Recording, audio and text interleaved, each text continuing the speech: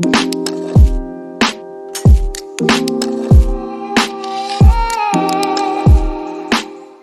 and welcome back to the channel everyone. I hope that you all are well and you're having a nice time. I'm back with another video, and in this one I'm going to be running you through my team selection for FPL Game Week 25. We're going to talk about my transfer plans and all that we do each week. I'm going to run you through all that in this video.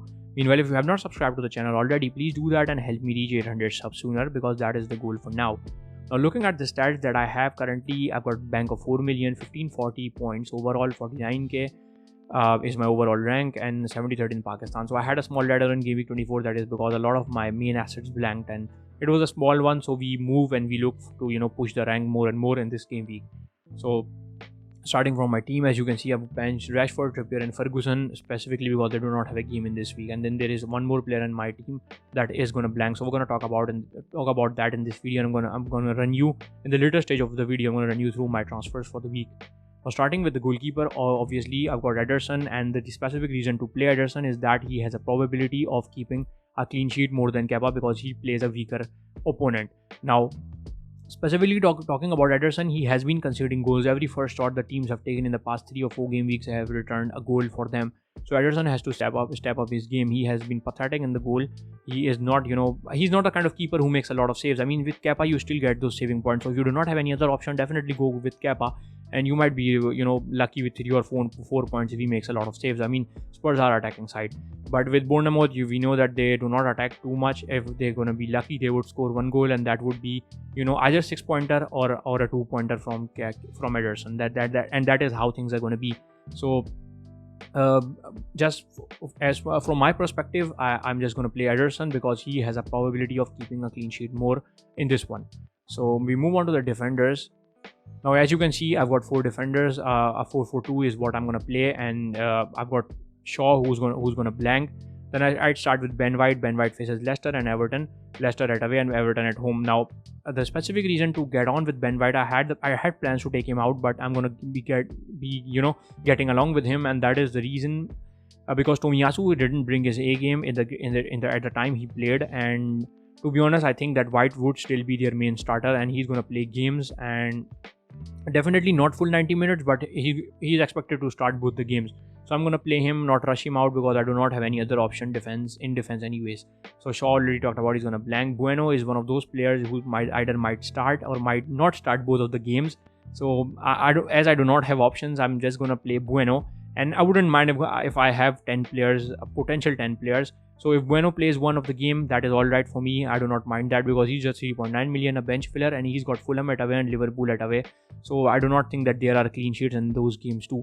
So Bueno stays in. James has been an ultimate troll for me. So all of you who follow me from the last season know that James has been an ultimate troll for me. For me, he has, some sort of beef with my FPL team. Every time I start him, he decides not to do anything. When I do not own him, he's gonna bang hard, and in the time I start owning him, he's gonna start skipping games. He's gonna get injured. He's gonna get subbed off early, and 2 or 1 pointer from him, and yellow cards too in intervals. So that is how things have been for me since I've started playing James. But I'm still gonna play him, as I have mentioned it twice that I do not have much options, and hopefully we would see an attacking return in this game, and that would be much of a delight for me. After I've owned him all the time, he was injured. Every time I decided to take him out, things didn't go my way, and I had other fires to put out. So hopefully that patience would pay off for me someday. That patience in James, because I think he is the kind of player who has attacking returns in him, but he just doesn't decide to pull them out because I own him in my FPL team. Now we move on to the midfielders. As you can see, I've got another 4 setup in the midfield. Saka holds the armband. He has got a potential fixture against Leicester first and Everton. Obviously not an easy fixture considering the last game versus Everton, but I think that now things are going to change for them. They're playing this fixture at home, and at home Arsenal are looking like a different side. They are definitely a way better side than what we've witnessed them throughout the years. So Leicester at away and Everton at home, 2 potential fixtures for informed Saka, who has been scoring goals. So currently the armband is set on him. Andreas, the bench filler, comes in the time of dire need. I'm going to start him versus Wolves, and hopefully we would see an attacking return from him, because Fulham are playing a brilliant game. They are playing very well, and Andreas playing that cam role has been involved attackingly. He has not got those returns for me in in a succession, but in intervals we've seen him return those points. I mean, most of the time he's on the bench and he is among assists or goals, and that has been the case with him so far for most of us, for most of the managers. Odegaard definitely similar fixtures like all the other Arsenal players. I own him. A double up of Arsenal in the midfield or in the attacking terms is necessary. If you've got Saka and Nketiah, that is absolutely fine. Odegaard and Nketiah is absolutely fine too. And Ben White or Gabriel is obviously a player that is usually owned by most of them. A lot of players already have Ben White, and most of them own Gabriel, so that is alright. A triple up of Arsenal is definitely a good one, and a lethal triple up of Arsenal would be Saka, Odegaard, and Nketiah up front. I think that Nketiah might, he didn't play the last game pretty well, but he would still start both of the games. He'd start, and if he still blanks and if he doesn't performs well, I think that Arteta might switch stuff up and play Martinelli up front. But we'll see how things conclude when the game start.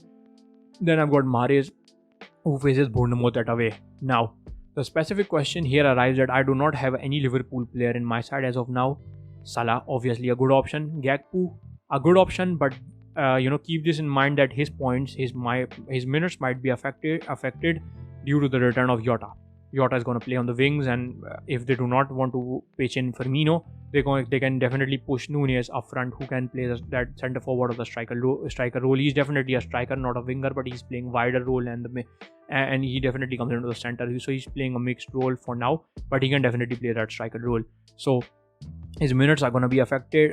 So Salah is definitely the option that you should consider for this game week, because he is on the pens and his minutes are cemented. Now, looking at Mahrez and Salah, these two players, Mahrez is expected to start, and when he bangs, he's going to return at least 2 goals or a goal and assist. Now, looking at Salah, if I do not own him and his ownership goes around somewhere 30 or 35, and he has chances to score in 2 game weeks. So if he returns me 16 points and Mahrez just gives me a 10, I would be doomed. My rank would definitely go down at pace. So now this is where I have to decide if I have to keep Mahrez or just move on to Salah to protect that rank and to protect, to avoid that EO. And that is how you should decide too for yourself. If you are on Mahrez or KDB and you see that most of the managers and most of the of the players in your range are going for Salah, you definitely have to move for him in order to protect your rank. Now, if you try to pick out another differential, and if he bangs, he's lowly owned and he bangs more than Salah, who has a double, that is definitely a good job to do. But Salah obviously has a double and Mahrez has a single game week. I still think that Salah might outscore Mahrez if he performs well. I mean, if he doesn't perform well, it won't hurt that much. It won't be hurtful to your rank, because a lot of managers I know would go for Salah. So this is all about protecting rank in this one.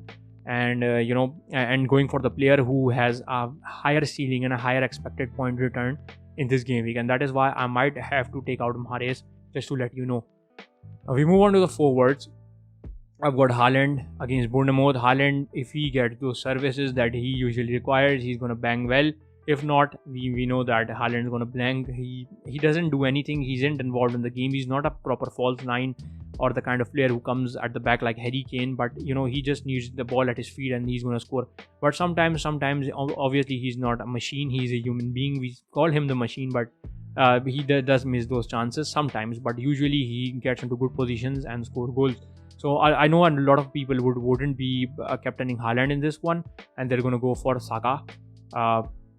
And they are definitely going to go for Saka, who has a double game week, and similar is the case with similar is going to be the case with Salah and Odegaard, who have potential doubles. Now I've got Harry Kane, who's got Chelsea at home, and I think that this is a good fixture for Spurs. Are defensively weakened Chelsea, who are not performing well defensively, attackingly. Overall, they're not performing well. So Harry Kane could hurt them, and he can hurt them bad. So Harry Kane is definitely a hold for me. I wouldn't recommend selling him until and unless you are absolutely doomed and you have no other way to navigate your teams through. So this is how currently my team is looking like. Now I'm going to take you through the transfer planner. I'm going to talk about my transfers. I'm going to talk about how I'm intending to use the 2 free transfers that I have. Now moving on to the transfer screen, I hope it is visible, and yes, it is visible. Now this is currently what I've showed you and how my team is looking like. Now the plans for me are, I can take out Shaw from my side, go for Tarkowski, who is just 4.3 million, take out Mahrez and go for Gakpo. I would still have 4.9 in the bank, and then what I could do is go to Gameweek 26, take out Ferguson from my side. I have 9.4 in the bank and bring in Ollie Watkins straight away, who has been in brilliant form. And obviously Bueno is going to be benched. So this is how my team is going to look like. I haven't done the full team for Game Week 26 yet, because I mean it is still 25, but I'm going to show you here how my squad is going to look like. I would have Ollie Watkins on the side, who has been performing well with the budget that obviously I would get after selling Mahrez and owning Gakpo, because he's cheaper, and Tarkowski in the side because he has a double. Now the second move could be I could take out Gakpo and just go for Salah. I would have 0.1 in the bank. So when we move ahead, let me just take out Watkins. I would have to extract out bank from somewhere, and that would be Ederson would have to go, and I would welcome Raya with open hands, because I think that he still is a potential player than Ederson, who hasn't provided me anything. So I could have Raya in this one, and still I'd say that this is a potential squad moving ahead. And then in 27 I could look at any other midfielder that I want from I could sell Odegaard and bring in, if he's not performing well, I can definitely bring in Mitoma or some of the other midfielders that I think are potential. Obviously there are Leicester players too to consider. So this is how the two transfer moves are going to look like if I plan to do stuff. So as of now I'm more moving towards the Salah and Tarkowski move. I think this could be the good move. I think this could be the potential move. And if Salah doesn't perform, I mean, we're going to buy him for 12.6 and we can definitely sell him for 12.6. There won't be much loss apart from the Mahrez points. If he bangs, I'm only going to lose them and nothing else. A lot of people are going to own Salah. We know that he is the kind of player that if he goes big, he's definitely going to go big, and he has been the most captained options in the past few seasons. And a lot will depend upon how they play Real Madrid today. So we're going to assess things, we're going to decide, and I think that Salah might go up in price today. He is expected to. So if you are going to move, do it right after the Real Madrid game, and do it right after the Real Madrid game as soon as possible. Go for Salah and sell any of the players that you think might fall to, or if they do not fall and you are strict on you are strictly tight on the budget, I think that tonight would be the night where you could make these moves. So a lot definitely depends upon today. We see that Gakpo is the one that we should go for. We're going to go for Gakpo, regardless the point that his points would be subtracted from Jota coming in. So definitely whatever I conclude would be from the Champions League game that they have today versus Real Madrid. So these are my transfer plans. I'm definitely going to be dropping a free hit draft for all of you. As a YouTube short, a 60-second short in which I'm going to talk about the potential free hit draft. Now, my verdict on the free hit draft would be, if you are stuck, you cannot navigate through, that is what the chips are for, definitely, and you can use the free hit draft, and that might be good for you. But it depends upon my team. As for now, I do not think that this is the greatest option to play the free hit draft, because we're not clear on the upcoming situations. We do not know if there are blanks coming up of the lesser teams. So you would have to take hits in that situation and to bring in those players, and you have to absolutely mess your team up with the hits. So if you can hold, definitely hold. There is no urgency to field a potential 11. If you can get on with 10 players, I think that is absolutely fine. If you can afford at least one of those Liverpool assets, Salah obviously the number one. If you can definitely get Gakpo in or Nunez in, I do not think much. Definitely go for them. If you can cancel out Salah with the likes of Trent Alexander-Arnold at the back and Nunez up front, definitely do that. But if you are stuck and you cannot make any move, go with the chip. The chips are there for this specific reason, that you cannot navigate through, and go with the free hit. Go with the free hit chip, and plan a good team, plan a good potential team, and extract out good points and make use of this double game week with the free hit chip. And then plan your rest of the chip strategy accordingly for the transfer plans and for the wildcard chip that you're gonna play, so that you do not have to take a lot of hits when those blanks come in. So this would be my verdict on the free hit stuff. So like I've told you, I'm gonna be releasing a free hit draft, and obviously I'm gonna talk about the pros and cons in that too again. So this currently is it from my side. Let me know if you've got questions. My Twitter DMs are open. Definitely not an expert, but you can come come to me and we're going to discuss the moves that you're looking at. We're going to chip in our views on that, and we're going to then decide that is that a good move for you, for me. We're going to talk about, and that, and the DMs are definitely open. You can comment below. I reply to each and every comment. So everything is all open for you, and this is definitely whatever I do is for you. So thank you all for watching. Thank you all for the support so far. I've had a brilliant support on the YouTube shorts too. I definitely upload these videos on TikTok too, the short videos. So I enjoy your love there too. So yeah, thank you all for watching, and good luck for Game Week 25.